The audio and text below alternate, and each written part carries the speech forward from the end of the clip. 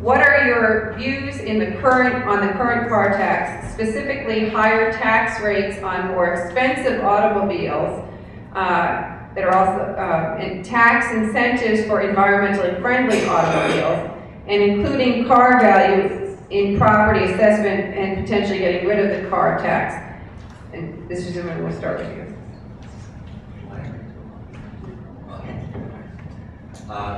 Let's see.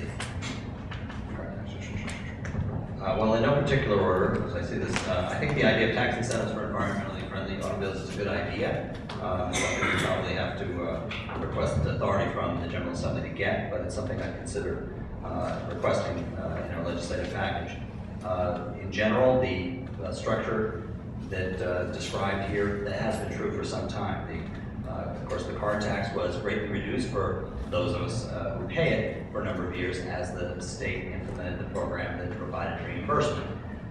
It never did, of course, eliminate the car tax, and it always applied for cars over $20,000. So it steeply rose at $20,000. That's no different now. What's different now is, since the state couldn't pay for it anymore, they dumped it on the local governments, and they said, we're going to give you a fixed amount, and you distribute it to people to reduce the amount of the car tax. But it's less money than was previously available, and it's likely to continue moving in that direction. The county provides an exemption for the first $3,000. Other places have chosen less, to do $1,000, and it goes on to the $20,000. As I said, the same as before.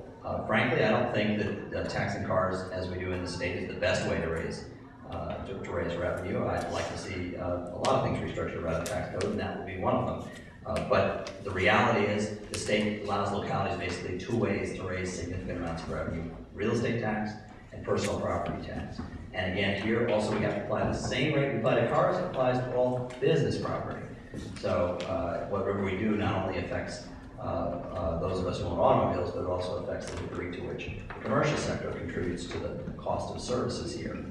It's easy to talk about cutting taxes, and everybody I know in elected office always wants to be able to do that. But the reality is that if we're going to do that, we're going to have to decide what we want to cut of what the government does. And if you're going to get a significant tax cut, you're going to have a significant spending cut.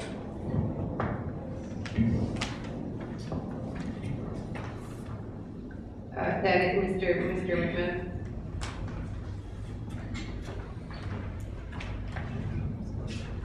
Well, Chris says it's always easy for us to talk about cutting taxes, but this board sure knows how to raise taxes, and that's all they seem to be able to do. We're the only jurisdiction in Northern Virginia that raised the car tax last year.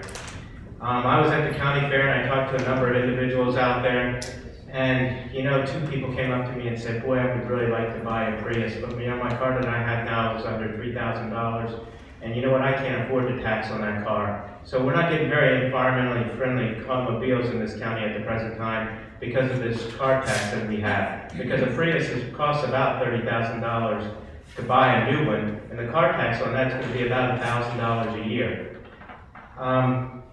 You know, Chris talks about the fact that he needed to raise the car tax because to pay for the police and fire.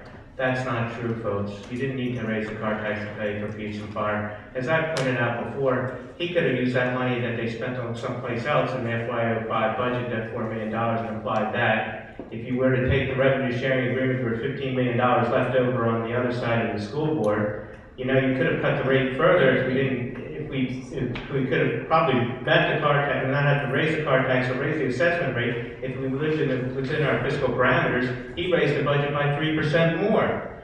So you got to ask. I keep going back to why, but that's what I keep coming to. And then you have the sliding scale. The sliding scale, they think, I guess, that people under $3,000 can't afford to have the car tax, but you know, there are a lot of wealthy individuals in this county who have cars that are less than $3,000 that aren't paying the tax. And there's a lot of people that are paying the tax that have cars that are very expensive, and then they're carrying a very high tax burden. So I just think if you were going to do it, you should have done it flat across the board and not have done a sliding tax scale for fairness reasons. But like I said before, I don't think we needed to raise the car tax in Northern Virginia, and I don't know why we're the only ones that did it.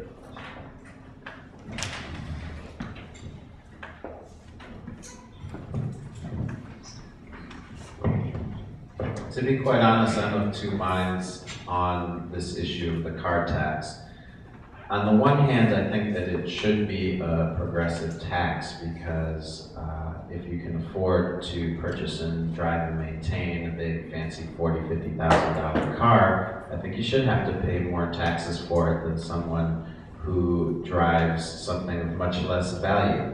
But then on the other hand, I recognize that this is somewhat of an anti-environmental policy because exactly as Mike mentioned, the most fuel efficient and green friendly vehicles are sometimes also the most expensive.